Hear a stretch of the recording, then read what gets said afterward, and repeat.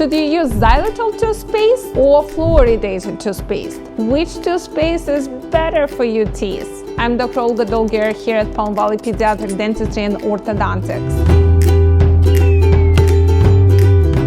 Let's dig in and discover what toothpaste actually does produce results and which toothpaste is just a toothpaste. We get this question a lot in our clinic. Now fluoride getting that bad reputation because of the potential neurological toxicity, and now a lot of parents are refusing using toothpaste with fluoride in the office.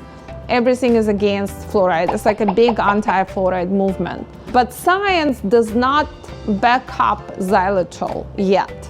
So let's talk about xylitol, what xylitol is. So xylitol is the 5-carbon sugar alcohol which was discovered last century in 1960s. It becomes very commonly used in hospitals for burn victims, for shock victims, for different type of injury. And in 1970s, scientists actually discovered that it does have anti-carcinogenic effect. So it actually prevents cavities. So that big media and kind of everything took off very fast, and people started using xylitol as a substitute for fluoride.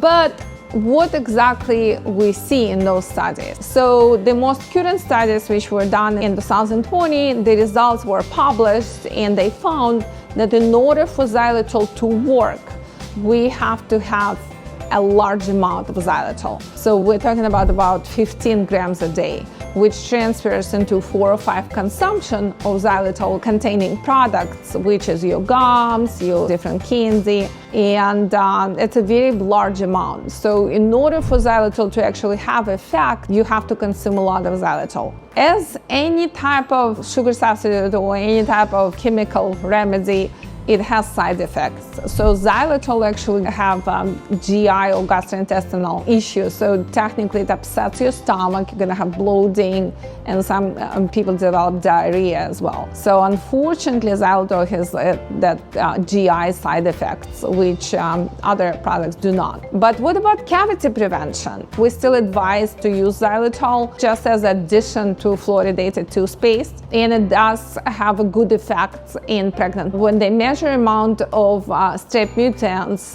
the bacteria which cause cavities, in babies which were transferred from mothers, if mom was using xylitol chewing gums or lizards or candy with xylitol, actually decrease the amount of transmission from mother to a child. So if you're expecting a baby and you know you are prone to cavities, I think it's a good idea to chew xylitol chewing gums here and there to get the benefits from limiting transmission of the strep mutans to your newborn baby. Statistically, the good evidence are still pro-fluoride. So fluoride works great. It still remineralizes the tooth structure, makes the tooth stronger if enamel is weak or white part of the tooth has white spots.